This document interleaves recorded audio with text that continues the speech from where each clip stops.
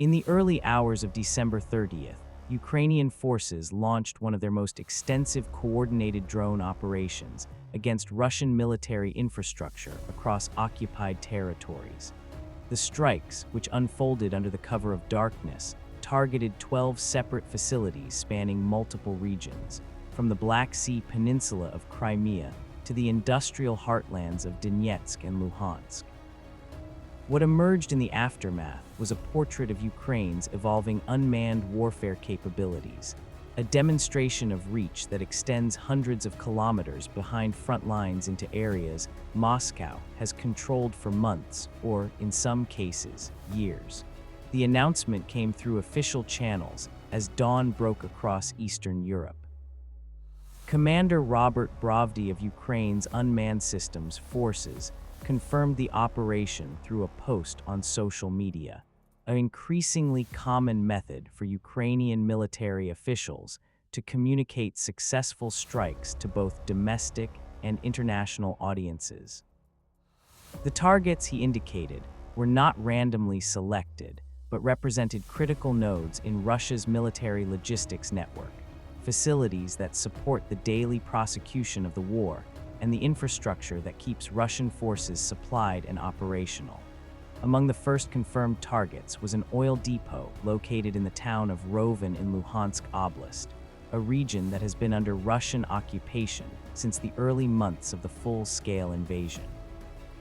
Local telegram channels, which have become primary sources of real-time information in occupied territories, reported fuel tanks ablaze, with flames visible from surrounding areas. The strategic value of such a target is immediately apparent. Fuel represents the lifeblood of modern mechanized warfare, and its destruction forces Russian commanders to divert resources, extend supply lines, and potentially curtail operations that depend on consistent petroleum access. The attack on Roven was not an isolated incident, but part of a calculated pattern that would become clearer as reports filtered in from across the operational theater.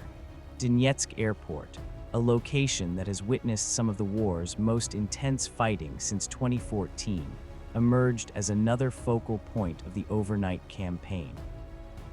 Ukrainian drones struck what military sources describe as storage and preparation facilities for Shahd and Jaran-type drones, the Iranian-designed unmanned systems that Russia has deployed in large numbers against Ukrainian cities and infrastructure.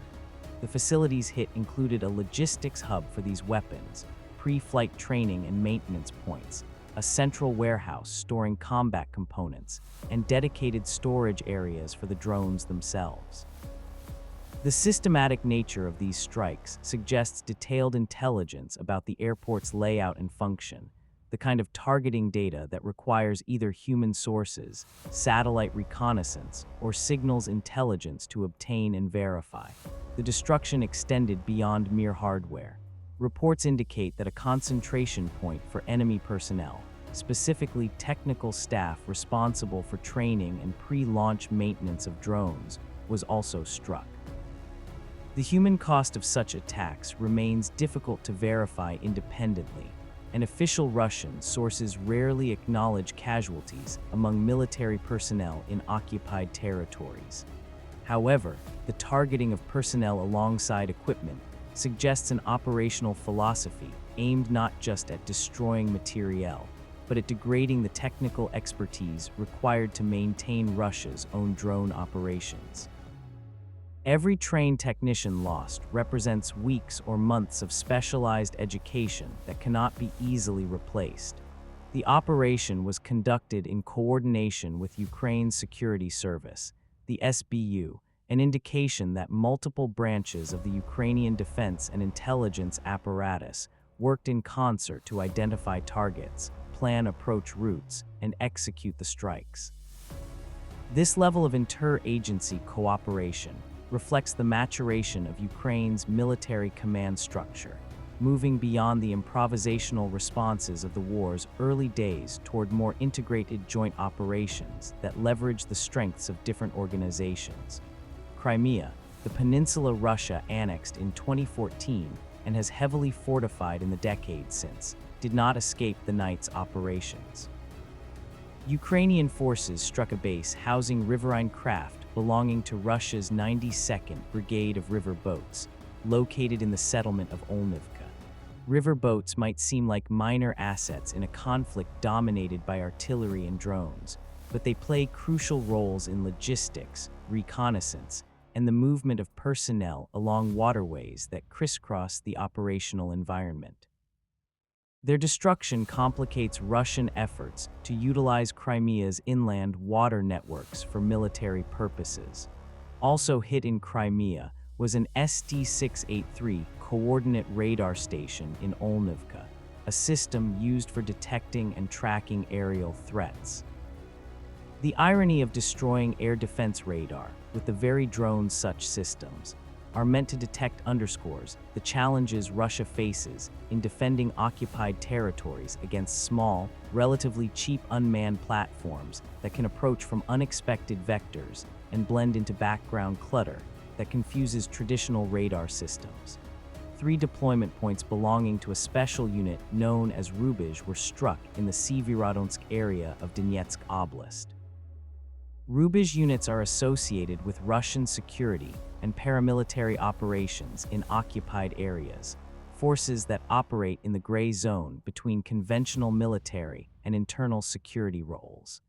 Additionally, 2 deployment points housing personnel from Russia's 74th Motorized Rifle Brigade and the 589th Regiment in Severodonetsk were reportedly destroyed or damaged. These strikes against troop concentrations represent a persistent Ukrainian strategy of attacking Russian forces in their rear areas, locations where soldiers might feel relatively secure, and where force protection measures may be less stringent than at forward positions. The scope of the operation extended to Zaporizhzhia Oblast, where Ukrainian sources report damage to facilities in Melitopol and Mariupol, cities that sit along critical logistical routes connecting Crimea to Russian-held territory in eastern Ukraine. The specific nature of the damage in these locations has not been fully detailed in available reports, but their inclusion in the target list suggests Ukrainian military planners view them as significant enough to warrant precious drone resources and operational risk. What makes this particular series of strikes noteworthy is not just the number of targets engaged, but the geographic dispersion and the simultaneity of the attacks. Coordinating strikes across such distances requires sophisticated command and control, reliable communications, and drones capable of extended flight times.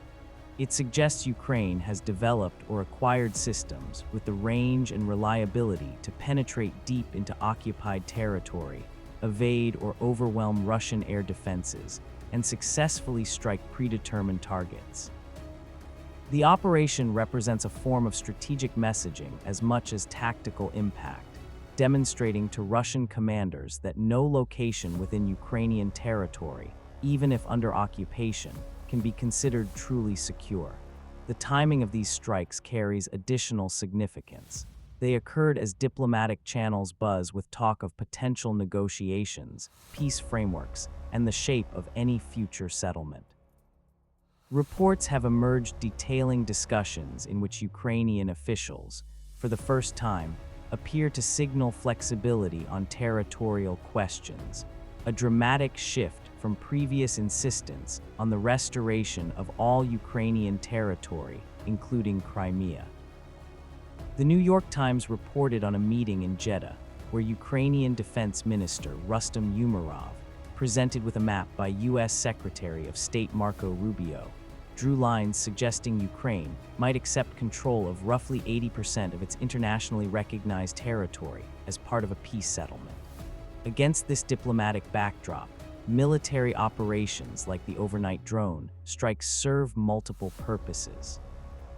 They demonstrate Ukrainian capability and resolve, factors that influence negotiating positions and the calculations of potential mediators. They impose costs on Russia for continuing the occupation, making the proposition of frozen conflict or prolonged military control more expensive and complicated. They also serve domestic political functions, reassuring Ukrainian citizens and military personnel that even as diplomats talk, the defense of the nation continues through all available means. The role of unmanned systems in this war has evolved dramatically since February 2022. What began with small commercial drones adapted for military reconnaissance has grown into an entire ecosystem of unmanned platforms, from tiny quadcopters used for artillery spotting to large long-range systems capable of striking targets hundreds of kilometers away. Both sides have invested heavily in drone technology, recognizing that these systems offer capabilities that manned aircraft cannot match in a contested air environment. They are expendable, relatively inexpensive compared to crewed platforms, and their loss does not result in captured pilots or psychological impact of casualties. For Ukraine, drones have become a critical asymmetric advantage. Unable to match Russia's aircraft numbers or deploy extensive man-bomber fleets, Ukrainian forces have turned to unmanned systems as their primary means of projecting power beyond the immediate front lines. The overnight strikes demonstrate the fruit of that investment, showing an ability to conduct complex operations that would have been impossible without the proliferation of drone technology. The Russian response to such strikes typically follows a pattern. Official channels either remain silent, offer minimal acknowledgement, or attribute any explosions or fires to accidents, Ukrainian provocations, or thwarted attacks.